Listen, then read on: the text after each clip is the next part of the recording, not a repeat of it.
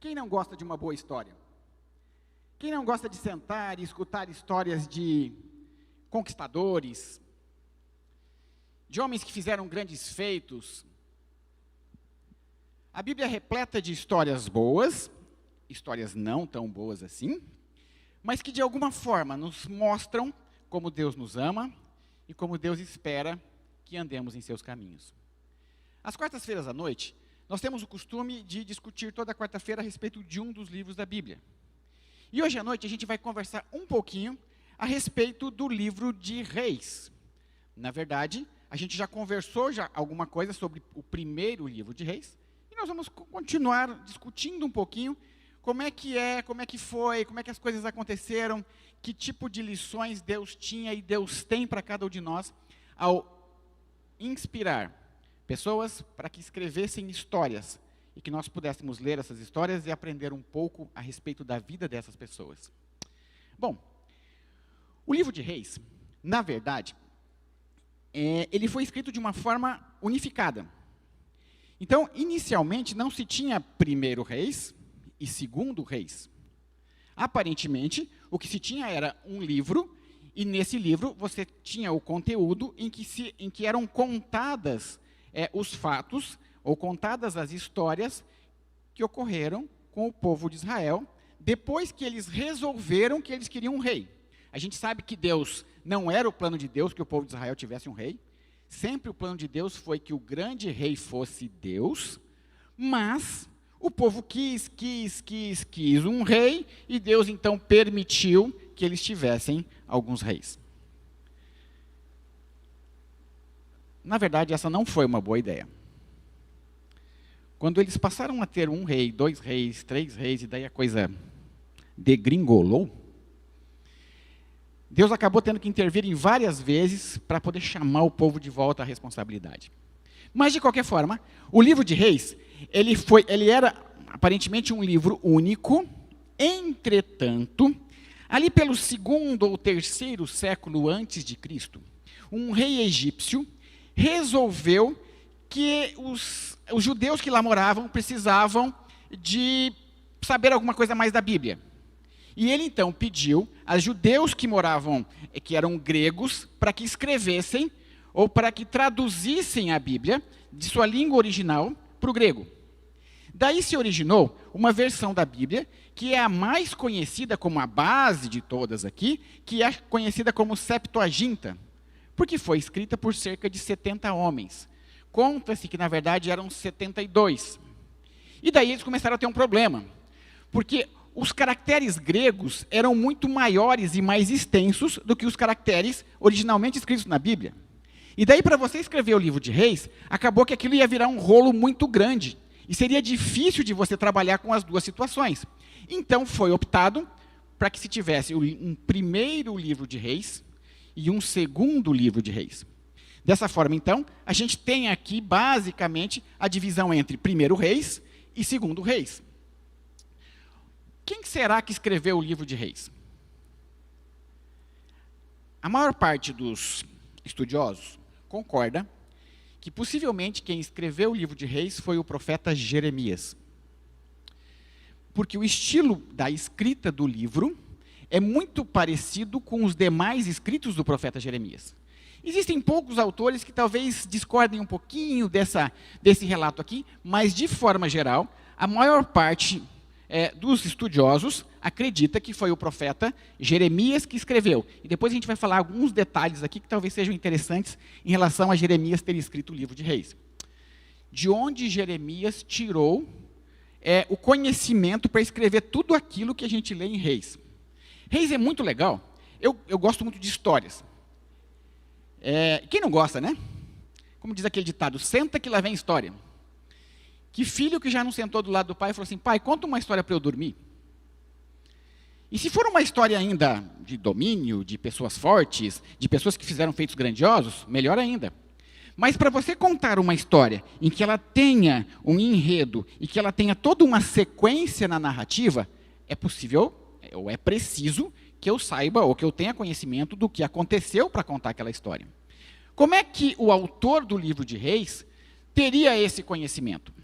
O povo de Israel, naquela época, eles tinham o costume de escrever aquilo que eles faziam.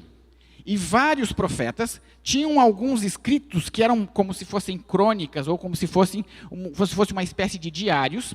E a partir disso, então, você tem uma série de fontes que foram utilizadas, ou que aparentemente foram utilizadas, para que se tivesse uma cronologia dos dados que estão colocados lá em Reis.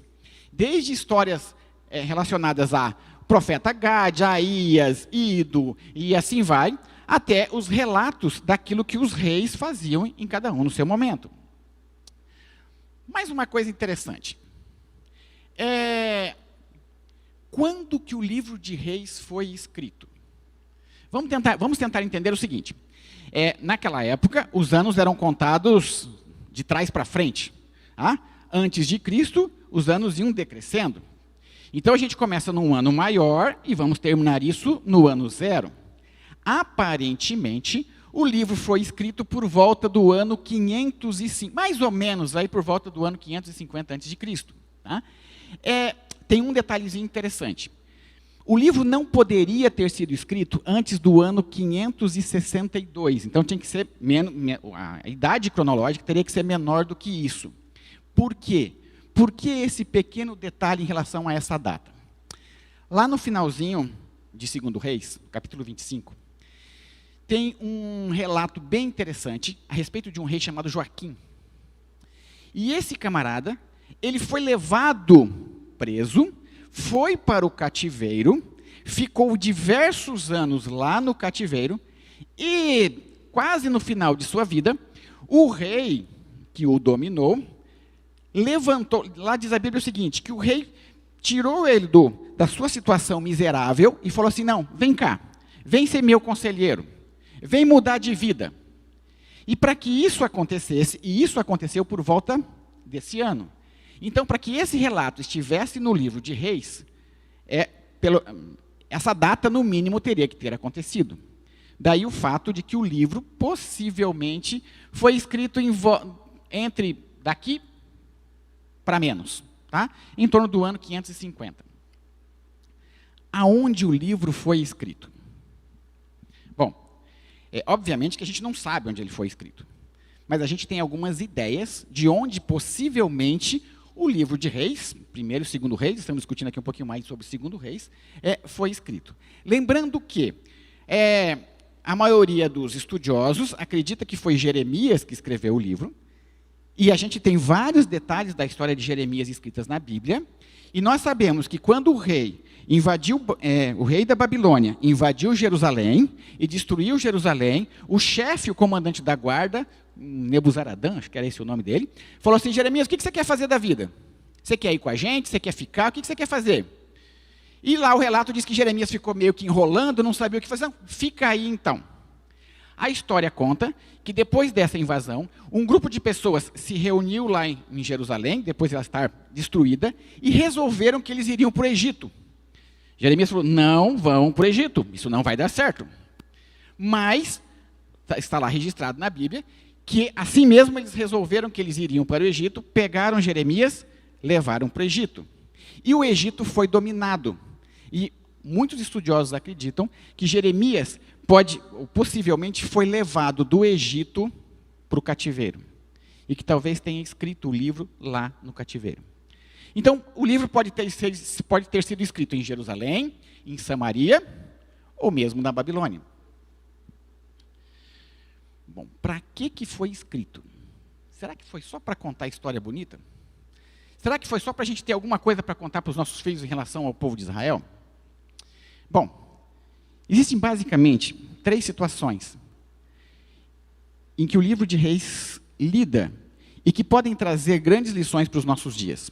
Primeira situação, o livro de Reis ele lida com a espiritualidade de cada um dos reis. Depois a gente vai discutir um pouquinho sobre isso. Mas ele tenta avaliar como é que cada rei se comportava em relação ao modo como ele recebia as mensagens de Deus e como ele obedecia aquilo que Deus esperava dele. Segundo, o livro de Reis tenta colocar qual é o modo de liderança que Deus gostaria que os seus líderes tivessem. e também coloca como é que eles lideravam e quais as consequências dessa liderança. E a gente vê o seguinte: cada vez que o povo tinha um líder que se voltava para Deus, cada vez que o povo de Israel tinha um líder bem espiritual, o povo crescia. O reino se desenvolvia, ou os reinos, depois a gente vai entrar nesse detalhe. Cada vez que tinha um líder ruim, os reinos declinavam. Bom, e mais uma lição bem interessante que o livro de Reis traz para a gente, que é o seguinte: a gente vai vendo um monte de disputas e de discussões e de hostilidades e de gente tentando o poder ao longo de todo o livro. E essas disputas, essas divisões, essa busca por ser melhor um do que o outro, na verdade, só servia como um empecilho para que Deus desenvolvesse os seus propósitos. Bom, um detalhezinho que é interessante aqui. Alguns questionadores dizem o seguinte: não, mas espera aí, existem algumas incongruências de dados em relação ao livro de Reis. Tem algumas datas que parece que não estão bem exatas. Parece que isso não bate direito. Vamos lá.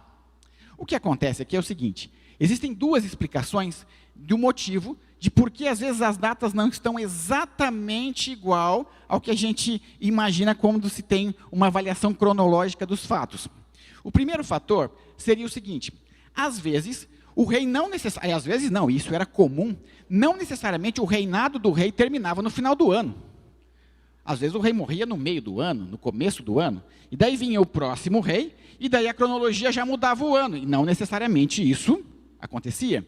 E um segundo fato que é interessante é o seguinte: em algumas situações, o rei, ele terminava o seu reinado, entre aspas, ou seja, ele já escolhia o seu sucessor, mas ele ainda continuava reinando, naquela história de pai para filho. Então havia o que se chama de corregência, como se fossem dois reis governando ao mesmo tempo, pai e filho. E isso também interfere na cronologia dos fatos. Voltando um pouquinho aqui para a história. A gente sabe que Deus escolheu um povo para que fosse seu, Deus separou esse povo para que esse povo fosse um exemplo para a humanidade. Esse povo cresceu, se desenvolveu, a gente sabe que foram para o Egito, lá eles se multiplicaram, depois Deus teve que atuar e tirar esse povo do Egito, trouxe esse povo de volta para a chamada Canaã, para a terra prometida.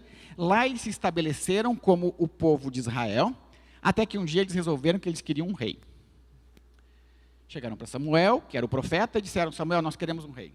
Queremos um rei, queremos um rei, queremos um rei. O que aconteceu? Deus falou assim: tá bom, querem um rei? Que tenham um rei.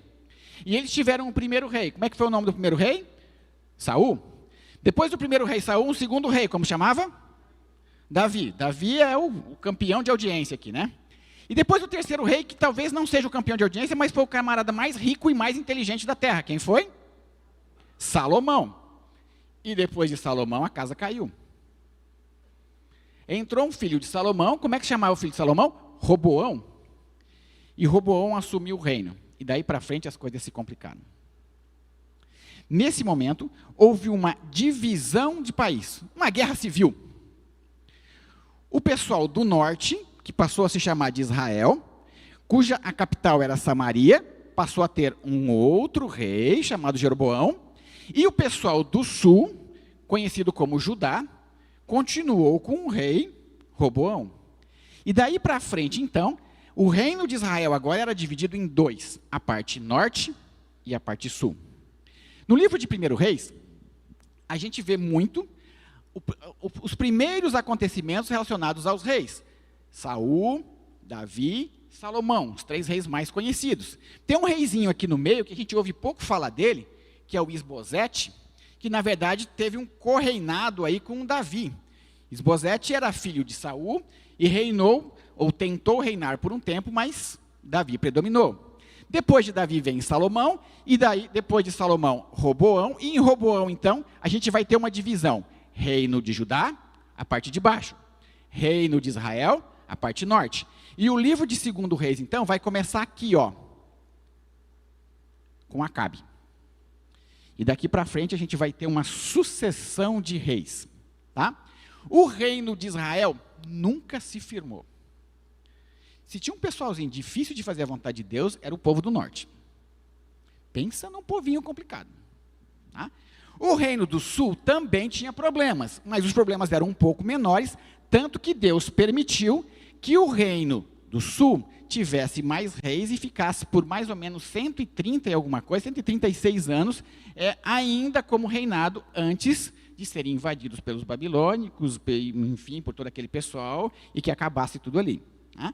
Mas, então a gente vai ter, a partir de Acabe aqui, o nosso interesse maior, que é o livro de 2 Reis.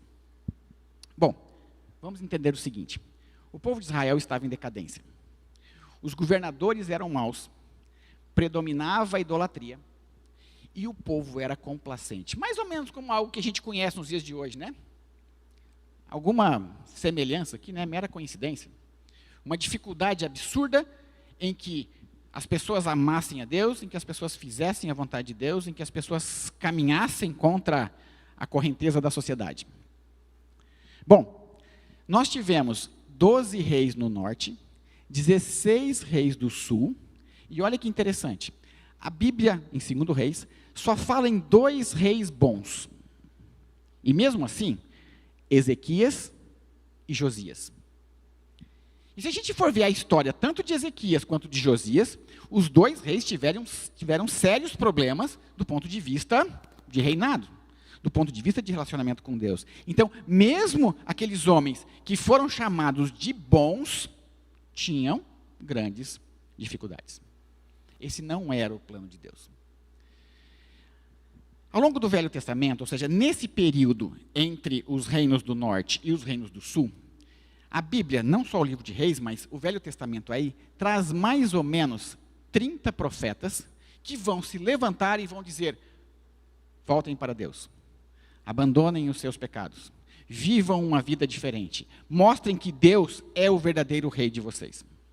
No livro de 2 Reis, na verdade, no finalzinho de primeiro e no livro de 2 Reis, nós vamos ter 2 profetas que se destacam de forma muito grande. O profeta Elias. Qual foi o fim do profeta Elias? Elias não teve fim. Elias foi para o céu vivo. Tá? E o profeta Eliseu, que foi o sucessor de Elias. E o que é interessante é que quando Elias foi levado ao céu, Elias chama Eliseu e diz assim, amigão, chega aqui. O que você quer? Pede. Peça o que você quiser que eu vou te dar.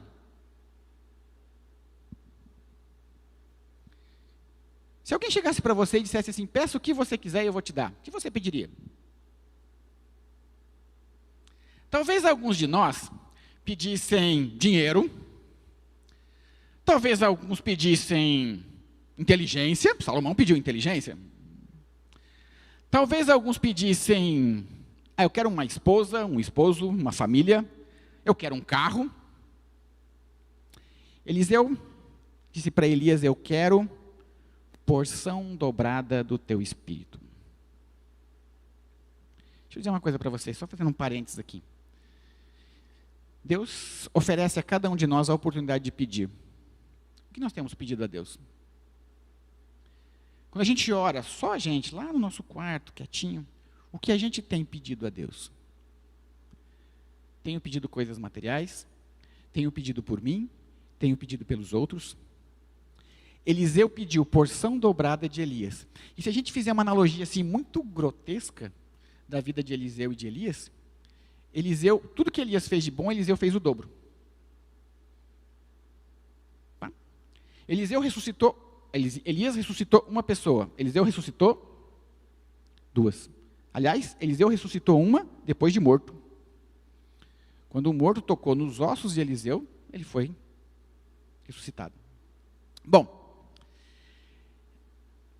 só para a gente entrar numa pequena história de reis, porque não dá para a gente contar o livro de reis inteiro. Eu não sei quanto é que está meu tempo aí, não tenho a menor ideia. Mas, só para a gente não ficar sem falar nada do livro de reis, que é um livro tão fantástico. No livro de 2 Reis, no capítulo 5, lá há uma história maravilhosa a respeito de como Deus age na vida daquelas pessoas que se dispõem a aceitá-lo. Todos conhecem essa história. É bem tranquila. É a história de um grande comandante, de um comandante que era dominador, e que ele era inimigo do povo de Israel, e que invadia frequentemente o povo de Israel, Inclusive, a Bíblia fala que ele levava pessoas cativas, que morava numa casa muito bacana, morava numa mansão, tinha uma família excelente, tinha uma esposa excepcional, mas ele tinha um problema. Naamã tinha uma doença. A Bíblia diz que essa doença era lepra. Algumas versões dizem que era uma doença de pele muito grave. E Naamã era o comandante do rei, e o rei gostava muito de Naamã, só que ele estava doente, e ele teria de parar de fazer suas atividades. Mas numa daquelas incursões ao povo de Israel, Naamã pega e traz uma escrava, uma mocinha, a Bíblia não fala para a gente qual era a idade, talvez uma adolescente, e ela vem para trabalhar na casa de Naamã. Quando ela vê Naamã daquele jeito, e aqui vem a primeira lição para a gente. Quando eu tenho uma situação difícil, como é que eu encaro essa situação? Ela podia simplesmente ter dito assim, já que Deus me abandonou, já que ninguém cuida de mim, já que eu sou uma escrava aqui, quer saber? Cada um que cuide da sua vida, eu vou cuidar da minha. Mas ela viu aquela situação, e como uma boa cristã, ela disse para a sua chefe, para a sua dona, escuta, por que o teu marido não vai lá na minha terra? Lá na minha terra tem um profeta, e olha, eu vou dizer uma coisa para a senhora, o homem é poderoso. Vai lá, porque o profeta pode curar o seu marido. A esposa conversa com ele, eles têm uma longa e demorada conversa, será que vale a pena, não vale, por que sim, por que não? Bom, já que vamos e já que temos a oportunidade de cura, vamos levar um presente. Vamos levar um bom presente. Olha o presentinho que o homem levou. 72 quilos de ouro, 350 quilos de prata e 10 vestes. Fazendo uma continha bem rápida aqui, bem rápida, vamos lá. O pessoal que é bom de matemática aí me ajuda. O grama do ouro hoje está valendo R$304. Vamos fazer a conta com R$300, mais ou menos o grama. Isso quer dizer que 1 quilo de ouro vale quanto?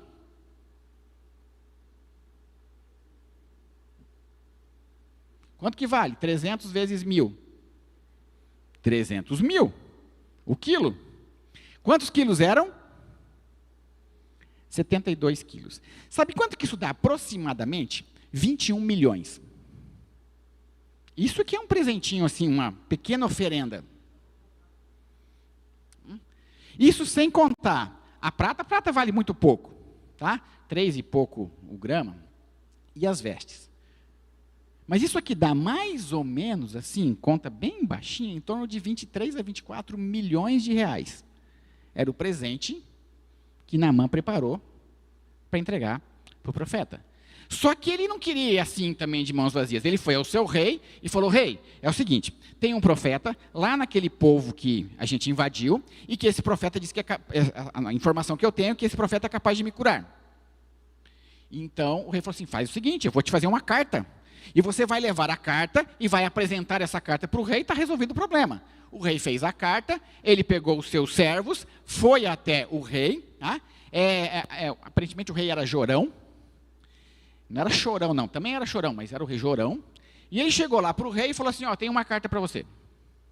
O rei leu a carta e, para sua surpresa, a carta dizia o seguinte, estou lhe mandando o meu comandante para você curá-lo. Simples assim. O rei fica desesperado, a Bíblia fala que ele rasga suas vestes e fala assim, estão querendo causar intriga. Estamos tendo problema. Mas, em meio a todo aquele povo que não amava e que não fazia a vontade de Deus, havia um profeta. E o profeta então manda um recado e fala assim, manda esse rapazinho aqui conversar comigo, e eu vou mostrar para ele que existe profeta em Israel. Naamã vai até a casa de Eliseu, esperando encontrar alguém que fosse até a porta e que o atendesse, que conversasse com ele e que, de alguma forma, o tratasse de forma muito benevolente. Mas qual não é a sua surpresa que ele sequer vê a Eliseu? Ele simplesmente vê um servo, um jovenzinho, que chega lá e diz o seguinte, escuta, tem um recado do profeta para você. Você quer ficar curado? Sim, cadê o profeta? Quero falar com o profeta. O profeta não vai vir falar contigo, não. Ele só mandou um recadinho. Sabe aquele rio que corre lá no fundo, Vai lá e toma banho. Só que não é pouco banho, não. Você vai mergulhar no rio 7 vezes. Ele fica extremamente irritado com aquela história, fala, eu não vou tomar banho. Os rios do meu país, os rios perto de onde eu moro, são muito mais limpos, muito melhores. Mas os empregados falam assim, ô rei, ô Naamã, se ele tivesse te pedido algo difícil, o senhor não faria? Olha o tanto de dinheiro que o senhor trouxe para dar de presente. Ele te pediu para tomar banho, rapaz. Não pediu nem para passar sabonete, só para mergulhar no rio. E os servos o convencem para que ele fosse até o Rio Jordão. Eles chegam até o Rio Jordão, uma história conhecida de todos nós. Mergulha no rio 1, 2, 3, 4, 5. Na 7ª vez, ele está curado. Então ele volta, encontra-se com Eliseu e diz para Eliseu, eu trouxe um presente para você. Eliseu aceitou o presente? Acho que qualquer um de nós ficaria bem tentado a aceitar, né?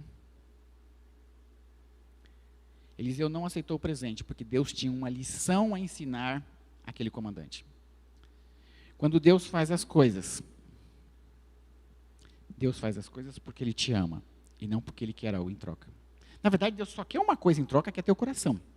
Mas Deus não quer nada de posses, de valores, que você tenha ou que você possa fazer por Ele.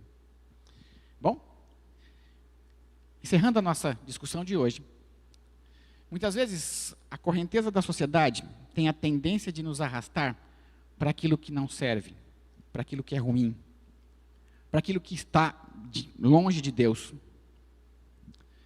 Mas cada vez que essa avalanche de coisas acontece, Deus sempre suscita, Deus sempre levanta um grupo pequeno de fiéis que vão manter a tocha do Evangelho de pé. No livro de Reis, nós temos histórias de diversos reis que acabaram levando o povo de Israel para o cativeiro, porque desobedeceram a Deus. Mas em meio a todas essas dificuldades, Deus sempre tinha um remanescente fiel. Deus espera de você e de mim que sejamos remanescentes fiéis. Lá no livro de Reis, e agora eu vou pegar um textozinho aqui de 1 Reis, tem basicamente a definição mais fantástica daquilo que Deus quer que nós façamos e daquilo que Ele promete a nós se cumprirmos o que Ele está nos pedindo. Veja o que diz lá. Guarde os preceitos do Senhor teu Deus. E como guardar? Andando nos seus caminhos, guardando os seus estatutos e os seus mandamentos. E no final o que diz? E você será bem-sucedido em tudo que fizer e por onde quer que você for. Que Deus abençoe a cada um de nós. Que Deus nos ajude a ser fiéis. Que levemos o Evangelho aos outros. E que o exemplo, lá em 2 Reis, das dificuldades que o povo enfrentou, sirva para nós, para que mantenhamos firme a chama do Evangelho. Vamos orar? Querido e amado Deus, obrigado porque pudemos aprender que o Senhor nos ama, que o Senhor respeita as nossas opiniões, mas que o Senhor tem um caminho certo e que deseja que nós o trilhemos. Agora ao retornarmos para os nossos lares, agora ao voltarmos para as nossas atividades, que o Senhor nos acompanhe, que procuremos fazer sempre a Tua vontade e que muito em breve que estejamos todos juntos nos céus. Cuide de cada um. O Senhor sabe os pedidos, o Senhor sabe os anseios que estão no coração de cada pessoa, dos que estão aqui, dos que nos assistem. Por favor, Pai, atenda a cada um desses pedidos conforme a Tua vontade, de modo que em breve possamos ver a Tua face. Cuide de nós e nos leve logo para os céus. É o que te pedimos por Jesus. Amém.